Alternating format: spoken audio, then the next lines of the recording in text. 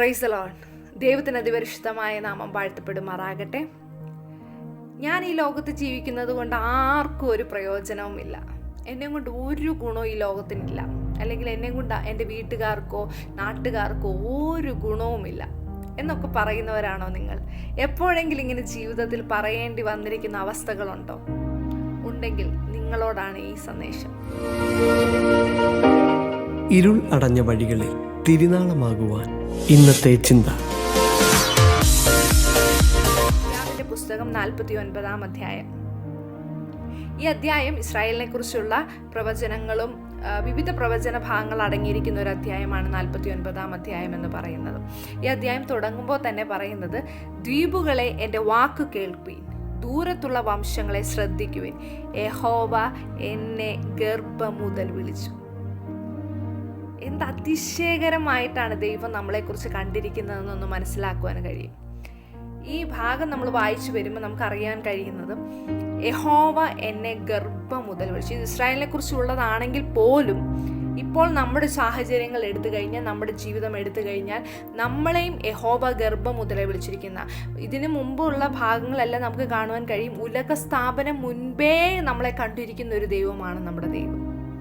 ദൈവം നമ്മളെ ഈ ലോകത്താക്കി വെച്ചിരിക്കുന്നതിനൊരു പർപ്പസ് ഉണ്ട്. ആ പർപ്പസ് എന്താണ് എന്ന് നമ്മൾ തിരിച്ചറിയാൻ എടുക്കുന്ന ആ ഒരു സമയം, ആ തിരിച്ചറിവ് നമ്മളിലേക്ക് വന്നു കഴിയുമ്പോൾ ദൈവം നമ്മളെ ആക്കിയിരിക്കുന്നത് എന്താണെന്നുള്ളത് ദൈവം കൃത്യമായിട്ട് നമ്മളോട് കമ്മ്യൂണിക്കേറ്റ് ചെയ്യും. അതിൻ്റെ അടുത്ത ഭാഗത്തിലേക്ക് വരുമ്പോഴത്തേക്കിന് പറയുന്നു, എൻ്റെ അമ്മയുടെ ഉദരത്തിൽ ഇരിക്കയിൽ തന്നെ എൻ്റെ പേര് പ്രസ്താവിച്ചിരിക്കുന്നു. നമ്മളെ പേര് ചൊല്ലി വിളിച്ചിരിക്കുന്ന ദൈവം. നമ്മുടെ അമ്മ നമ്മളെ സ്നേഹിക്കുന്ന ഏറ്റവും വലിയ സ്നേഹം അമ്മയുടെ സ്നേഹമാണെന്നാണ് ലോകപ്രകാരം പറയുന്നത്. അങ്ങനെയെങ്കിൽ ഒരു കുഞ്ഞ് അവരുടെ വയറ്റിൽ ഉദരത്തിൽ ഉരുവായി കഴിയുമ്പോഴാണ് ഒരമ്മ ആ കുഞ്ഞിനെ സ്നേഹിച്ചു തുടങ്ങുന്നത്. എന്നാൽ ഒരമ്മയുടെ ഉദരത്തിൽ നമ്മൾ ആകുന്നതിന് മുമ്പേ, ഈ ലോകത്തിലേക്ക് വരുന്നതിന് മുമ്പേ, നമ്മൾ ജന്മം എടുക്കുന്നതിന് മുമ്പേ നമ്മളെ കണ്ടിരിക്കുന്ന ഒരു ദൈവം, നമ്മുടെ പേര് പ്രസ്താവിച്ചിരിക്കുന്ന ഒരു ദൈവം. ആ ദൈവത്തിന് കരുതല് എത്രമാത്രം ഉണ്ടെന്ന് ഈ ഭാഗങ്ങൾ വായിക്കുമ്പോൾ നമുക്ക് മനസ്സിലാകും. 2 വാക്യത്തിലേക്ക് വരുമ്പോഴത്തേന്, രണ്ടാം വാക്യത്തിൻ്റെ അവസാന ഭാഗത്തിലേക്ക് വരുമ്പോഴത്തേന്, അവൻ എന്നെ മിനുക്കി അമ്പാക്കി തൻ്റെ പൂണിയിൽ മറച്ചു വെച്ചു. അവൻ എന്നെ മിനുക്കി അമ്പാക്കി തൻ്റെ പൂണിയിൽ മറച്ചു വെച്ചു. അപ്പോൾ ദൈവം ഒരു ആയുധമാക്കി ഉപയോഗിക്കുന്നതിനെ കുറിച്ചാണ് ഈ ഭാഗത്ത് പറയുന്നത്. ഒരു ആയുധം എപ്പോഴാണ് ആവശ്യം വരുന്നത്? ഒരു പ്രതിസന്ധി വരുമ്പോൾ, അല്ലെങ്കിൽ ഒരു പ്രതികൂല സാഹചര്യങ്ങൾ വരുമ്പോൾ അവനവനെ പ്രൊട്ടക്റ്റ് ചെയ്യാനായിട്ടാണ് കൂടുതലും ആയുധങ്ങൾ ഉപയോഗിക്കുന്നത്, അല്ലേ? അല്ലെങ്കിൽ ഒരു രാജ്യത്തെ പ്രൊട്ടക്റ്റ് ചെയ്യാൻ, അവനവനെ പ്രൊട്ടക്റ്റ് ചെയ്യാൻ. ഇവിടെ പറയുന്നത്, ദൈവം നമ്മളെ ആക്കി വെച്ചിരിക്കുന്നത് തൻ്റെ പൂണിയിൽ ഒരമ്പാക്കി മറച്ചു വെച്ചിരിക്കുന്നു എന്നാണ് പറയുന്നത്. അപ്പോൾ ദൈവത്തിൻ്റെ കയ്യിലെ ആയുധങ്ങളാണ് നമ്മൾ, ഇണങ്ങിയ ആയുധങ്ങൾ. അതെപ്പോൾ ഉപയോഗിക്കണം, അതിൻ്റെ പർപ്പസ് എന്താണെന്നുള്ളത് ദൈവം തീരുമാനിക്കും. ആ തീരുമാനത്തിന് വേണ്ടി നമ്മളെ ഒന്ന് ഏൽപ്പിച്ചു കൊടുക്കാൻ നമ്മൾ തയ്യാറായാൽ ദൈവത്തിന് നമ്മളെക്കുറിച്ചുള്ള പദ്ധതി എന്താണെന്ന് നമുക്ക് അറിയുവാൻ കഴിയും.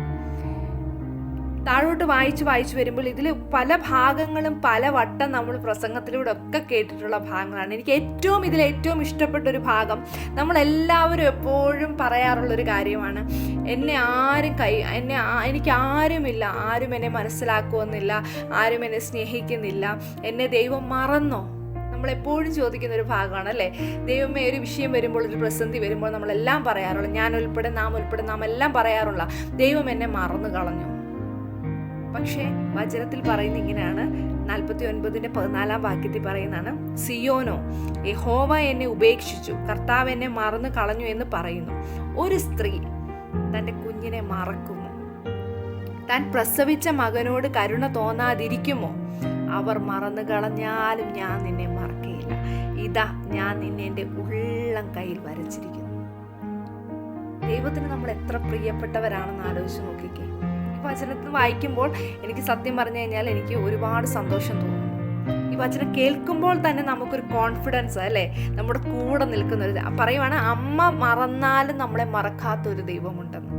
അമ്മ മറന്നാലും നമ്മളെ മറക്കാത്തൊരു ദൈവം. അതുകൊണ്ട് നമ്മൾ ഒറ്റയ്ക്കല്ല, നമ്മൾക്ക് ആരുമില്ല എന്ന് ഇനി പറയരുത്. ഒരമ്മ ഉപേക്ഷിച്ചാൽ നമ്മളെ ഉപേക്ഷിക്കാത്തൊരു ദൈവമുണ്ട്.